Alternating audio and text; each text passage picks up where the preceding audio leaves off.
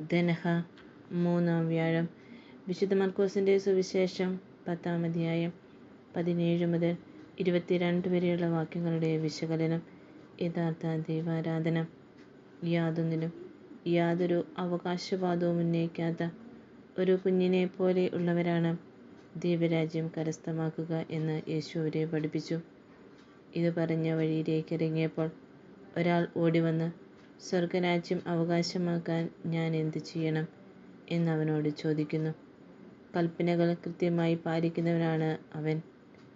അതുകൊണ്ട് നല്ല ഒരു യഹൂദനാണ്. യഹൂദൻ്റെ ഇത്തരം തെറ്റായ ദൈവഭാഗത്തെ തിരുത്തുവാൻ യേശു പരിശ്രമിക്കുകയാണ്.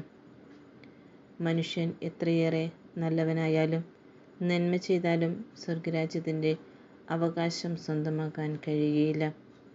അത് ക്രിസ്തുവിലൂടെ ദൈവം മനുഷ്യന് നൽകിയ സൗജന്യ ദാനമാണ്.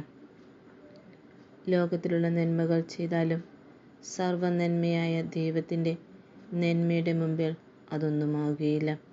അതിനാൽ നല്ലവനായി ദൈവമല്ലാതെ മറ്റാരുമില്ല.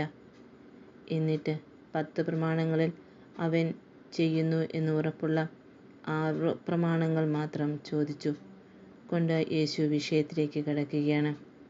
അവൻ അനുസരിക്കാത്ത 1-ാം പ്രമാണം തുടങ്ങിയ സുപ്രധാന 4 പ്രമാണങ്ങൾ കൂടെ ഇനിയും ബാക്കിയുണ്ട്. അതിൽ അവൻ വലിയ വീഴ്ച വരുത്തിയിരിക്കുന്നു. സത്യദൈവത്തിൻ്റെ സ്ഥാനത്ത് വ്യാജദൈവമായ പണത്തെയാണ് അവൻ ആരാധിക്കുന്നത് എന്ന് യേശു തെളിയിച്ചു കൊടുക്കുകയാണ്.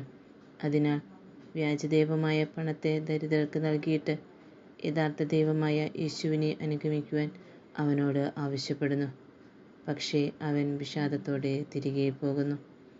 വ്യാജദൈവങ്ങളെ ഉപേക്ഷിക്കാത്ത ആരും തന്നെ സ്വർഗരാജ്യം കരസ്ഥമാക്കുകയില്ല. നല്ലവരെന്ന് സ്വയം അഭിമാനിക്കുന്ന നമ്മളും സത്യദൈവത്തേക്കാൾ വ്യാജദൈവങ്ങളെയാണ് ആരാധിക്കുന്നവരാണ്.